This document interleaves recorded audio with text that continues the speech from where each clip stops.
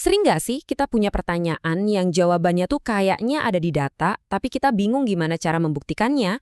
Nah, uji T ini salah satu alat statistik yang paling keren buat melakukan hal itu. Gampangnya, ini adalah cara kita membandingkan rata-rata untuk tahu apakah sebuah perbedaan itu beneran nyata atau cuma kebetulan aja. Oke, jadi dalam beberapa menit ke depan, kita akan bedah bareng-bareng apa itu uji T. Anggap aja uji T ini sebuah kotak peralatan. Isinya ada 3 alat utama buat 3 jenis pertanyaan yang berbeda. Nanti kita juga bakal cari tahu gimana cara milih alat yang paling pas buat setiap situasi. Oke, kita mulai dari masalah yang paling umum dulu ya. Gimana sih caranya kita pakai statistik buat ngecek kebenaran sebuah klaim? Coba bayangin deh, Anda lihat sebuah iklan. Ada perusahaan yang bilang produk lampu mereka itu awet banget, bisa tahan sampai 800 jam. Tapi beneran nggak sih? Kita kan pasti skeptis ya. Gimana cara kita mengujinya secara objektif, bukan cuma kira-kira?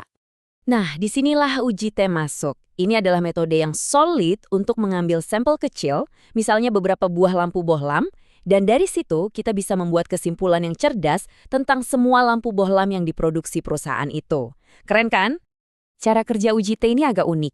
Jadi, bukannya berusaha membuktikan klaim peneliti itu benar, kita justru mulai dari sudut pandang sebaliknya, yaitu pandangan skeptis, atau yang biasa disebut hipotesis nol. Kita anggap aja klaim perusahaan itu benar, bahwa lampunya memang tahan 800 jam.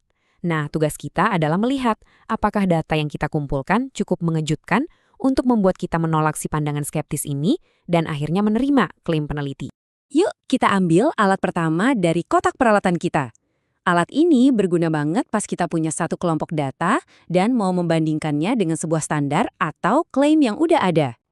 Ini contoh di dunia nyata. Ada perusahaan susu yang mengklaim setiap galon isinya pas 10 liter. Kita coba ambil sampel 10 galon terus kita ukur. Lihat deh datanya, ada yang sedikit lebih, ada yang sedikit kurang. Pertanyaannya, variasi ini tuh wajar aja atau jangan-jangan klaim perusahaannya salah? Jadi, gampangnya kita tinggal masukin data kita ke software statistik. Kita bilang ke programnya, tolong dong bandingin rata-rata data saya ini sama angka standar 10. Nah, proses inilah yang disebut uji T1 sampel. Dan ini dia hasilnya. Kelihatannya mungkin agak ribet ya, tapi santai aja. Kita cuma perlu fokus ke satu angka penting di sini. Angka itu ada di kolom ketiga, SIG, two-tailed. Oh ya, DF atau degrees of freedom itu apa? Itu cuma angka yang ada hubungannya sama jumlah data kita. Makin banyak data kita, makin besar nilainya. Simpelnya gitu. Anggap aja nilai SIG atau p-value ini sebagai pengukur keterkejutan kita. Kalau nilainya kecil banget, patokannya biasanya di bawah 0,05, itu artinya data kita ini sangat mengejutkan kalau klaim awal tadi benar. Nah, kejutan inilah yang bikin kita mikir, jangan-jangan klaim awalnya salah.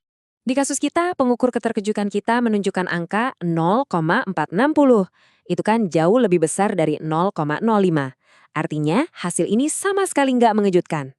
Nggak ada bukti yang cukup kuat untuk menolak klaim perusahaan. Jadi kesimpulannya, klaim bahwa galon susu itu isinya rata-rata 10 liter bisa kita terima. Lanjut ke alat kedua kita.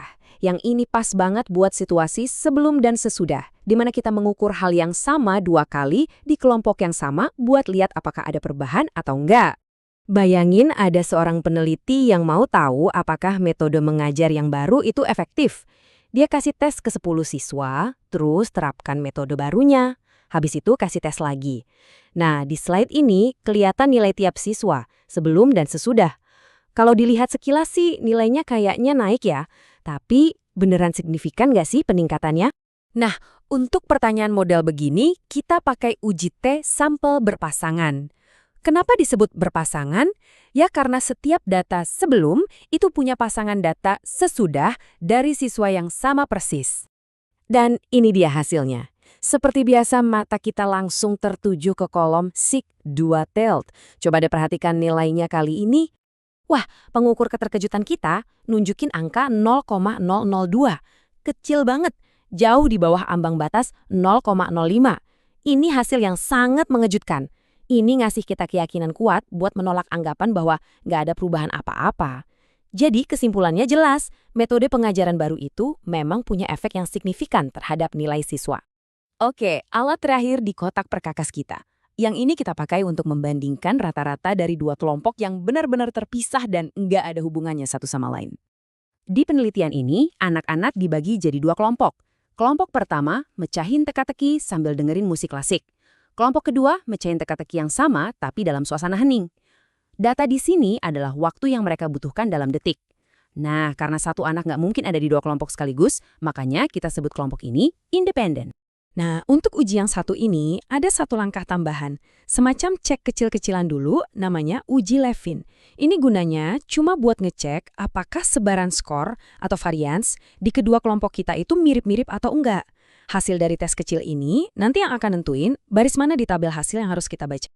Oke, ini dia tabel hasilnya. Pertama, kita lihat kolom uji Levene dulu. Nilai SIG-nya 0,875. Karena angka ini jauh lebih besar dari 0,05, hasilnya nggak mengejutkan. Yang artinya, kita bisa anggap varians kedua kelompok itu sama. Karena itu, kita baca hasil yang ada di baris pertama. Nah, sekarang baru kita lihat nilai SIG two-tailed di baris itu untuk uji T kita. Di baris pertama itu, nilai p-value kita adalah 0,000. Wah, ini sih sekecil-kecilnya. Jelas banget di bawah 0,05. Artinya, ada perbedaan yang sangat signifikan antara kedua kelompok. Kita bisa simpulkan dengan yakin bahwa mendengarkan musik klasik memang punya pengaruh besar terhadap kecepatan anak-anak dalam memecahkan teka-teki. Jadi, kita udah lihat 3 alat yang beda-beda. Pertanyaannya sekarang, gimana caranya kita tahu kapan harus pakai alat yang mana?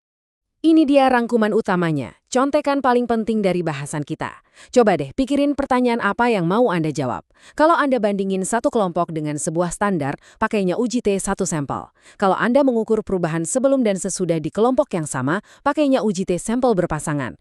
Dan kalau Anda bandingin dua kelompok yang benar-benar terpisah, ya pakainya uji T sampel independen. Sesimpel itu. Jadi intinya, uji T itu bukan konsep yang menakutkan.